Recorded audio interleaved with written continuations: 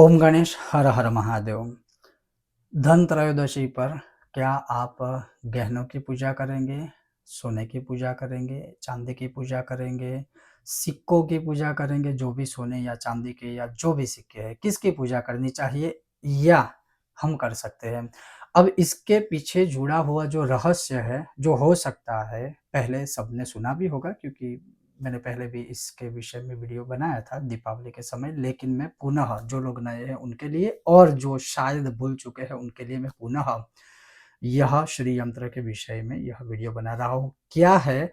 तो धन त्रयोदशी पर धन की पूजा नहीं है, अपितु सत्यता ये है कि उस दिवस श्री यंत्र की स्थापना की गई थी भगवान के स्वयं द्वारा और इसके पीछे एक कथा जुड़ी हुई है जो आज मैं बताने वाला हूँ। और मेरा कहने का तात्पर्य ये है कि धन त्रयोदशी में श्री यंत्र की पूजा का शास्त्रों में उल्लेख है, विधान है। कहीं पर भी सोने के सिक्के, चांदी के सिक्के या किसी भी प्रकार के गहने या जो भी मतलब है ज्वेलरी वगैरह, उसकी पूजा का विधान कहीं शास्त्रों में नहीं है। शायद ये हो सकता है कि उस ज़माने में सब धनवान नहीं होते थे, सबके पास सब कुछ, मतलब ये मानिए कि सुवर्ण आदि तो सबके पास तो नहीं ही था।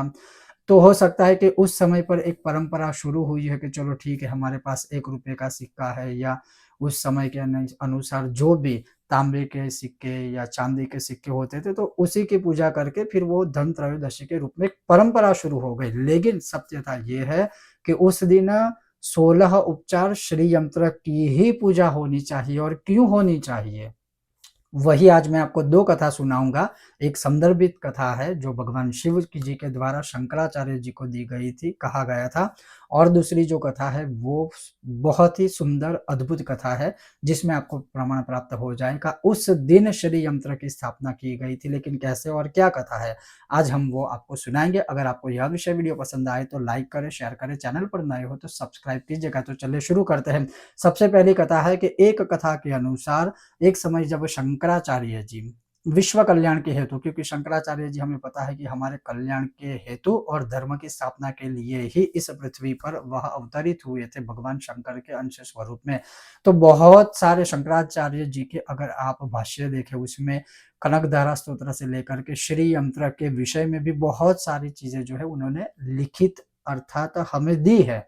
हमें पता कम है वो एक अलग बात है। उसमें से यह एक कथा है कि जब शंकराचार्य जी कैलाश मानसरोवर पर जाते हैं, भगवान शिव जी की आराधना करके उनको प्रसन्न करते हैं, तब शिव जी ने यह श्री यंत्र के विषय में जो है पूरा रहस्य, पूरी एक विद्या उनको दी थी। और उन्होंने कहा था कि यह जो 43 चक्र है पूरा, मतलब अगर आप गिने श्री यंत्र का जो पूरा स्ट्रक्चर है, उनका जो विस्तार है वो 43 चक्रों के अंदर संदर्भित है। और वह जो है समस्त देवियों का, समस्त शक्तियों का एक आधार स्वरूप है। अगर आप इसका विचार, विस्तार या प्रचार करोगे या उसकी स्थापना करके इसकी पूजा का ज्ञान सबको देंगे पृथ्वी पर, तो समस्त विश्व का कल्याण होगा। यह एक संक्षिप्त संदर्भित कथा है। और दूसरी कथा जो बहुत ही महत्वपूर्ण है, जो मैं आपको सुना रहा हूँ कि एक कथा के अनुसार एक बार लक्ष्मी जी अप्रसन्न होकर वैकुंठ चली गई, मतलब समस्त संसार से, पृथ्वी लोक आदि सबसे। और इसी कारणवश पूरी पृथ्वी पर काफ़ी समस्याएँ हो गई। और अगर मैं एक कथा शब्द का प्रयोग को छोड़ के, जहाँ पर हरि और लक्ष्मी जी का होता है, जो एक भगवान की लीलाएँ होती है कि मैं बड़ा या तू बड़ी, या मैं, मेरे बिना कुछ नहीं होगा, मेरे बिना, ऐसी एक कथा जुड़ी हुई है, लेकिन यहाँ एक कथा शब्द का प्रयोग मैं कर रहा हूँ। तो अप्रसन्न होकर, दूसरा लक्ष्मी जी ने जो सारी चीज़ें देखी थी, बाद में अभी आप आगे सुनिएगा कि अप्रसन्न होकर लक्ष्मी जी जब वापस वैकुंठ चले जाते हैं, मतलब रूठ कर, तब सभी लोग, चाहे वह चतुर्वर्णी जो भी उस समय पर रहे थे या अभी है, वो सारे लोग निर्धन हो गए, दरिद्र होने लगे, दिनहीन हो गए, धनहीन हो गए, असहाय हो गए। तब ब्राह्मणों में श्रेष्ठ वशिष्ठ ब्राह्मण ने निश्चय किया कि मैं लक्ष्मी जी को प्रसन्न करूँगा और उनको वापस पृथ्वी पर ले आऊँगा, क्योंकि अगर लक्ष्मी नहीं होगी तो पूरी पृथ्वी है समस्त दरिद्र होकर समस्त पृथ्वी का विनाश हो जाएगा। जब वशिष्ठ जी वैकुंठ में चले गए, तब लक्ष्मी से मिलते ज्ञात हुआ कि लक्ष्मी अप्रसन्न है, रूठ गई है। क्यों? तो फिर उन्होंने कुछ-कुछ चीज़ें कही थी कि जिस तरह से मनुष्य लक्ष्मी के साथ व्यवहार करता है, अर्थात जहाँ पर गंदगी होती है, जहाँ पर अनुचित कर्म होते हैं, जहाँ पर दरिद्रता रहती है, जहाँ पर साफ-सफाई आदि नहीं होती है, तो फिर मैं वहाँ कैसे रहूँ जहाँ मेरा सम्मान ना हो? कुछ-कुछ ऐसे शब्द कहे थे। फिर लक्ष्मी जी अप्रसन्न ही रही, वशिष्ठ जी के मनाने के पश्चात भी वो नहीं आई। तब वशिष्ठ जी ने भगवान नारायण की आराधना की, स्तुति की कि हे प्रभु आप प्रसन्न होइए, क्योंकि लक्ष्मी जी नारायण के बिना किसी और का सुनेंगी नहीं। जब नारायण प्रसन्न हुए तो वशिष्ठ जी ने कहा कि हम पृथ्वी पर बिना लक्ष्मी के दुखी हो रहे हैं और सारे लोग जो है वह उजड़ चुके हैं, सबके घर, संसार, आश्रम सब कुछ उजड़ रहा है, सब चौपट हो रहा है, जीवन धीरे-धीरे सबका समाप्त हो रहा है। भगवान विष्णु वशिष्ठ जी को साथ लेकर लक्ष्मी जी के पास पुनः आए, उन्हें मनाने लगे, परंतु लक्ष्मी जी पुनः भी नहीं मानी। उन्होंने दृढ़तापूर्वक कहा कि मैं पृथ्वी पर कभी भी आऊँगी नहीं, क्योंकि वहाँ अशुद्धि है, वहाँ शब्द का प्रयोग लक्ष्मी जी ने कहा था कि वहाँ अशुद्धि है, वहाँ शुद्धि भी नहीं है, वहाँ साधना भी नहीं है, तो फिर मैं वहाँ ऐसे नहीं स्थिर रह सकती जहाँ मेरा सम्मान ना किया जाए। हताश होकर वशिष्ठ जी वापस भूतल पर आ गए। पृथ्वी पर सबको यह विस्तार से सुनाया, सबको कुछ सूझा नहीं, सब चिंतित होने लगे, सब विचार करने लगे कि अब हमारा क्या होगा? तब उन्होंने निश्चय किया कि जो देवताओं के गुरु बृहस्पति है, उनको कहा कि हमारे पास एकमात्र विद्या बची है, जो है श्रीयंत्र साधना, जो बृहस्पति को पता थी। श्रीयंत्र साधना बची है, तब बृहस्पति ने क्या किया था, देवता के गुरु बृहस्पति, उन्होंने क्या किया था कि श्रीयंत्र की स्थापना की, श्रीयंत्र को अंकित किया, श्रीयंत्र की स्थापना करके सभी ऋषिगणों से बात की, फिर सब प्रसन्न हुए, 16 उपचार पूजा आदि करने को तत्पर हुए। श्रीयंत्र का निर्माण किया, उसे प्राण प्रतिष्ठा पूर्वक 16 उपचार पूजा किया और पूजा जब की थी, उस समय दीपावली से 2 दिन पूर्व तिथि के अनुसार, और वो क्या थी? धन त्रयोदशी था।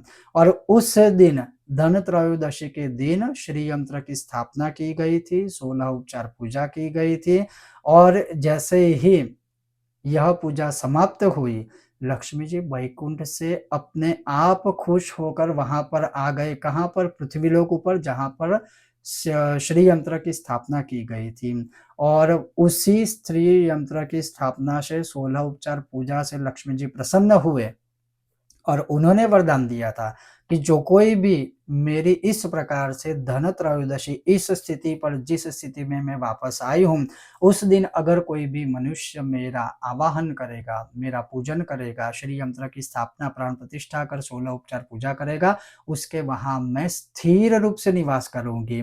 क्योंकि यह श्री यंत्र मेरा मेरा आधार स्थान है। जहाँ किसी के भाग्य में लक्ष्मी नहीं भी होगी, अगर वो भी श्री यंत्र की स्थापना पूजा करेगा, मुझे वहाँ भी जाना पड़ेगा। तो श्री यंत्र एक ऐसा यंत्र है, यंत्र राज कह सकते हैं, जहाँ लक्ष्मी जी को स्वयं आना पड़ता है। फिर उन्होंने बहुत सारे वरदान दिए थे कि साधकों ने और ऋषिगणों ने फिर एक साथ यह वरदान स्वीकार किया। लक्ष्मी जी का जो यंत्र था अपार धन संपत्ति आदि प्रदायक है। बहुत सारे वरदान आदि है, जैसे इसमें लक्ष्मी जी का आगमन होते ही कहा गया कि भौतिक सुख है, संपत्ति है, संतति है, धन आदि है, पुत्र पौत्र आदि आदि है, संपन्नता है, हर प्रकार से। अगर कलयुग में कहे कि योग और भोग जो दोनों वैभव प्रदान करते हैं, वो एकमात्र है श्री यंत्र। जहाँ भी श्री यंत्र की स्थापना होती है, दरिद्रता को वहाँ से भागना ही पड़ता है, उसका विनाश हो जाता है। कर्ज मुक्ति के लिए भी, ऋण मोचन के लिए भी यह यंत्र काफ़ी शक्तिशाली है और भारद्वाज ऋषि के अनुसार यह यंत्र स्वयं संपूर्ण है और उसमें भी यदि यंत्र धातु निर्मित प्रॉपर हो, सही हो, प्राण प्रतिष्ठा से युक्त हो, 16 उपचार पूजा से युक्त हो, तो वहाँ तो आपको और कुछ करने की आवश्यकता नहीं है। और बहुत सारी चीज़ें इसमें है कि प्राण प्रतिष्ठा करने से ही श्री यंत्र जागृत होता है, चैतन्य होता है और अपना काम करने लगता है, साधकों की सभी कामना पूर्ण करता है और जिस तरह से सुगंधित अत्तर या इत्तर जो है, वह छिड़कने से ही वहाँ सुगंध उत्पन्न हो जाती है। उसकी जो सुवास है, सबको दिखती नहीं है, लेकिन महसूस होती है। वैसे ही ये भारद्वाज मुनि का कथन है, वैसे ही जहाँ श्री यंत्र स्थापित होता है तो सिर्फ़ वहाँ नहीं, उसके आस-पास के लोगों को भी बहुत लाभ होता है। तो मेरा कहने का तात्पर्य ये है कि ये जो श्री यंत्र है, उससे बड़ा धन त्रयोदशी में पूजन और कुछ नहीं हो सकता। आप चाहे 100 तोला सोने का पूजन कीजिए और एक साइड सिर्फ़ श्री यंत्र का पूजन कीजिए। माता लक्ष्मी श्री यंत्र के पूजन से प्रसन्न होगी, 100 तोले सोने की पूजा से नहीं। तो शास्त्रों में ये रहस्य है, पता नहीं क्यों छुपाए गए होंगे या सबको ज्ञात नहीं होंगे, लेकिन हमारा काम है कि जो सही मार्गदर्शन है वो आपको दें, बाकी तो आपको जो ठीक लगे। और जिनके पास श्री यंत्र है, आप 16 उपचार पूजा ही कीजिए। और श्री यंत्र के साथ अगर कनकधारा कुबेर यंत्र भी है तो तीनों यंत्र की एक साथ पूजा कर सकते हैं। लेकिन मूल जो हमारा विषय है, वो है कि धन त्रयोदशी पर श्री यंत्र की ही पूजा की जाती है। अब इसमें एक रहस्य इस कथा का मैं आपको बताऊँ कि बृहस्पति जो देवता के गुरु बृहस्पति हैं, उन्होंने श्री यंत्र की स्थापना की और फिर यह जो है सब मतलब अच्छा हुआ, शुभ हुआ। अब अगर आप देखिए कि गुरुवार युक्त, गुरु मतलब बृहस्पति हुए, उस दिन पुष्य नक्षत्र तो पुष्य के स्वामी कौन है? वो आप देखिए। पुष्य नक्षत्र जो धन प्रदायक है, लक्ष्मी प्रदायक है। तो मेरा कहने का तात्पर्य है कि बृहस्पति, पुष्य नक्षत्र जब भी गुरु पुष्य नक्षत्र होता है तब श्री यंत्र की ही बात आती है। जब भी गुरु पुष्य नक्षत्र होता है तब पीले रंग की वस्तुओं की बात आती है जिसमें हमने सिर्फ़ सोना ही काउंट किया है, स्वर्ण नहीं काउंट किया है।